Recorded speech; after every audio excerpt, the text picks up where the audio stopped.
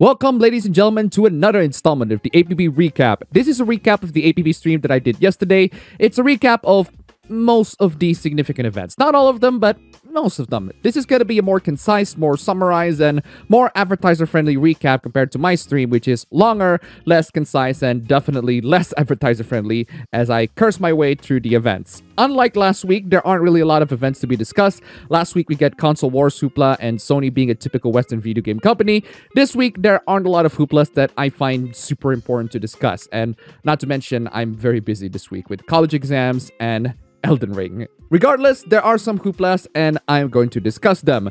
Before we go even further, huge thanks to all the supporters from Patreon, Stream Elements, etc. If you want to support this channel, you can do so by checking the links down below. Also, stream channel link down below. Go subscribe. Now, I didn't discuss this in my main hoopla, but a couple of people on the chat brought this up, so I'm gonna discuss it here. Gran Turismo 7 is the latest installment of the Gran Turismo franchise and is one of the few unfortunate games that got completely overshadowed by Elden Ring's success. And for good reasons too. Last time we discussed this game has some seriously dumb microtransactions, and it's on a full-price game no less. But it actually got worse because certain patches in the game actually make the grinding harder, so you can't get the cars that you really want. Forza, on the other hand, gives away cars like it's freaking opera. But that's not all. Gran Turismo 7 is an online-only game, and that includes the single player as well. You can't even play the single player experience offline, and this is a PlayStation game. We're not talking about Xbox where you absolutely have to play online and they still have DRM issues up the butt.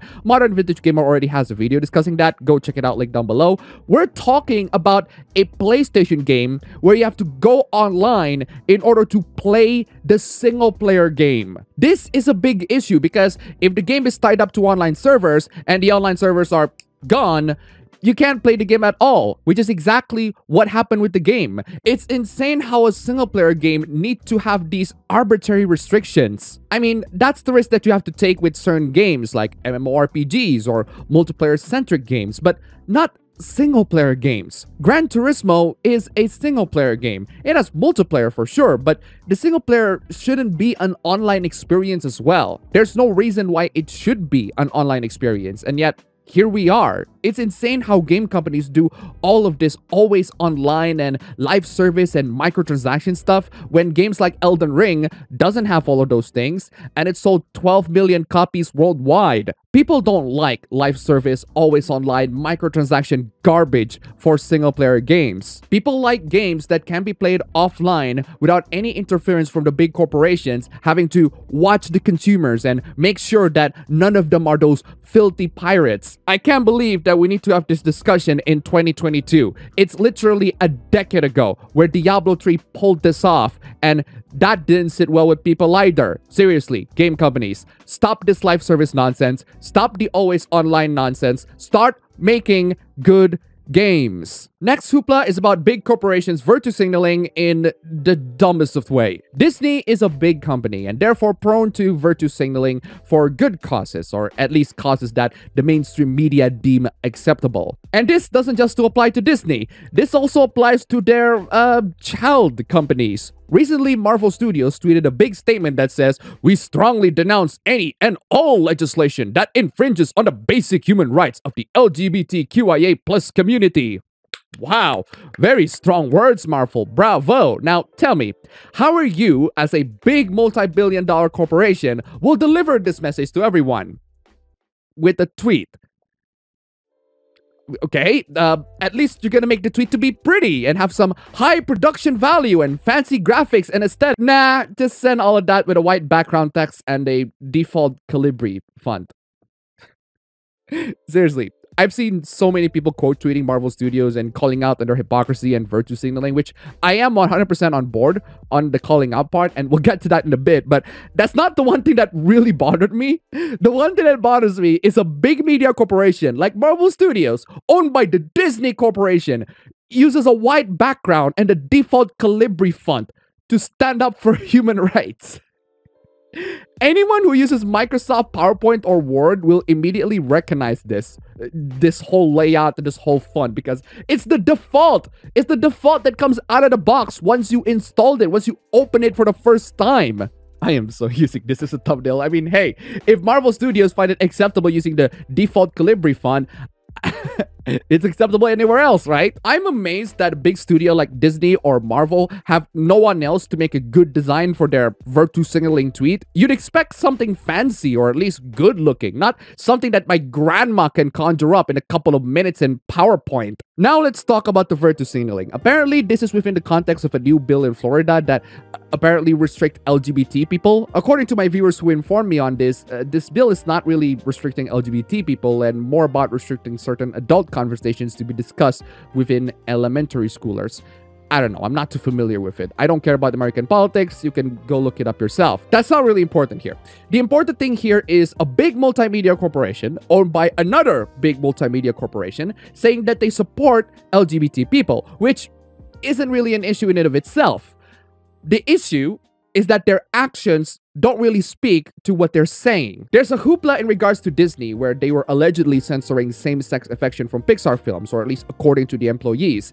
Employees of the animation studio allege that Disney corporate executives have demanded cuts from nearly every moment of same-sex affection, regardless of when there's protests from both the creative teams and executive leaderships at Pixar. The issue here is that Disney is a multi-billion-dollar corporation and has to appeal to everyone around the world, including to people of the world who are not very kind to LGBT people, to say the least. It's usually third world countries or countries that have extremely religious, fundamentalist, and conservative upbringings. Speaking as someone who lives in a country that do fit the criteria, I am genuinely surprised how some of these movies just went past the censorship board. But then again, a lot of them are released on Disney Plus, and I don't use Disney Plus, even if it came for free with one of my phone plans. I went straight into the 7 Seas just to get my stuff, so I don't really know. Point is, if the country fits the fundamentalist religious conservative criteria, the movie is most likely gonna be either censored or banned. A good example for this is the movie Onward. The movie is still banned in all sorts of countries: Kuwait, Qatar, Saudi Arabia, the usual suspects and all of that. Even Russia changed some elements of the movie so that it conforms to their stupid standards, as if them going to war isn't a horrible thing already. To Disney's credit, they say that they're donating $5 million to all sorts of charities that support LGBT people, and that's absolutely wonderful, but unfortunately, that's not enough, according to the charity organizations themselves, until meaningful actions are taken against the bill. All I'm saying is, Disney is not doing what most people who are fighting for their right are actually doing, which is taking actual risk. Disney doesn't want to take actual risk because representing LGBT people in the global market is a big no-no for them. It's going to be a financial loss for them, and Disney needs the global market in order to print more and more money for their executives. This backlash results in another one where Disney restored same-sex kiss in the movie Lightyear. Wait a second. Restored. That would imply that the content was there, but it was removed. It's a kiss.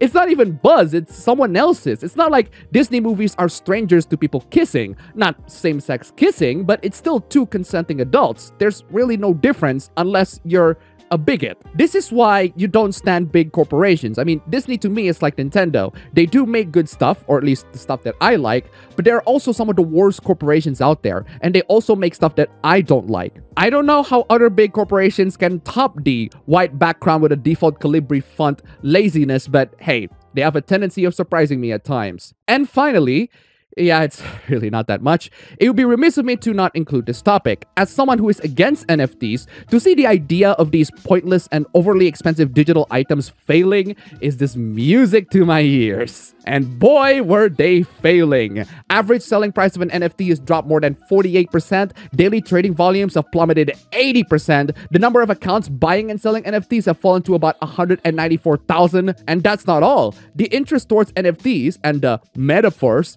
is falling fast. Search results are dwindling like crazy for both the NFTs and metaverse, which is just a really dumb way of saying virtual world. Unfortunately, it's not the kind of virtual world where you can find your favorite VTubers there. Granted, there are still people looking out for cryptocurrency, which in and of itself isn't bad, but the trading of NFTs through crypto, yeah, that's what people aren't really interested in nowadays. Thank goodness that we're seeing less and less of these things trending. That means that less and less people are going to be scammed by a lot of of these crypto schemes, and more people are going to be scammed by other newer methods or schemes. It could be crypto, it could be literally anything else, but human stupidity knows no bounds, and millions of dollars is going to be lost from people being gullible and dumb. We're just going to have to wait and see.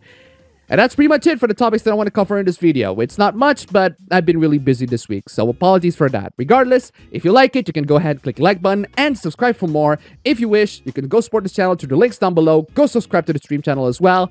And thanks for watching.